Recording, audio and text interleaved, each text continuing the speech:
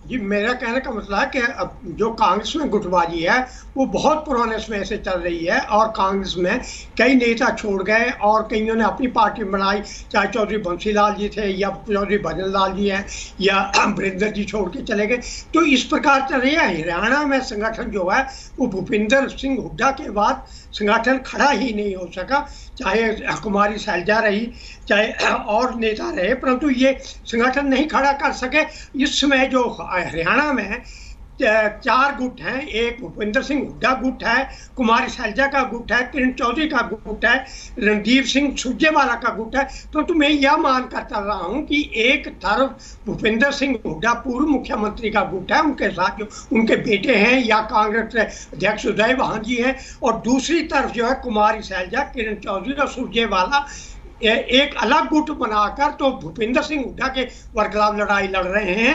और यहाँ तक जो पूर्व उप मुख्यमंत्री चंद्रमोहन जी थे वो भी अपने प्रेस डेटों में ये कुमारी शैलजा को भाभी मुख्यमंत्री कहकर करते हैं। तो जो अब नहीं, तो आपस में ही अगर लड़ती रहेगी कांग्रेस तो फिर बाकी पार्टियों से कैसे लड़ेगी? बीजेपी से लड़ने का दावा करती है। लड़ना मुश्किल है।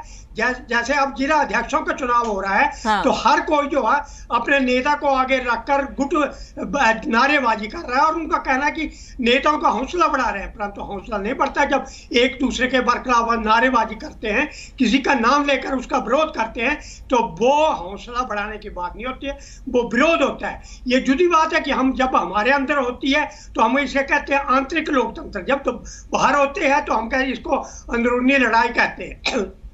तो इस प्रकार कांग्रेस में अगर ये गुटबाजी खत्म नहीं हुई, कोई सर्वमान्य नेता नहीं ला सके, इसमें केंद्र से जो नेतृत्व है वो समझता है भूपिंदर सिंह हुड्डा जो है बड़ा चेहरा है, परंतु दूसरी तरफ जो सुरजेवाला जी हैं वो राहुल गांधी के नजदीक हैं, और ये दूसरा गुट इकट्ठा होकर कुमारी शैलजा को आगे लाना चाहता है। तो इसमें बड़ा मुश्किल है, अगर चुनावों से पहले संगठन खड़ा ना हुआ और मिलकर चुनाव नहीं लड़ा तो कांग्रेस को सत्ता में आने में कठिनाई हो।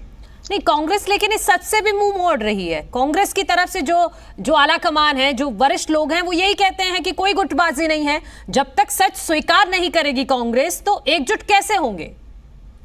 नहीं, ये सच्चाई स्वीकार करनी चाहिए, तो बिल्कुल सामने आते हैं। अगर आप आईना को देखकर भी इनका चेहरा ना देखें तो ये बड़ी कठिन बात है। और गुटबाजी बिल्कुल है, सामने नजर आ रही है, जनसभाओं में नजर आ रही है, मंचों पर नजर आ रहे हैं। जब शैलजा जी यहाँ 24 जून को आए थे प्रभारी, तो उस समय उनके सामने शैलजा के बरखिलाफ नारेबाजी हुई और मंच छोड़कर चली गई थी। तो इससे बड़ी क्या गुटबाजी हो सकती है?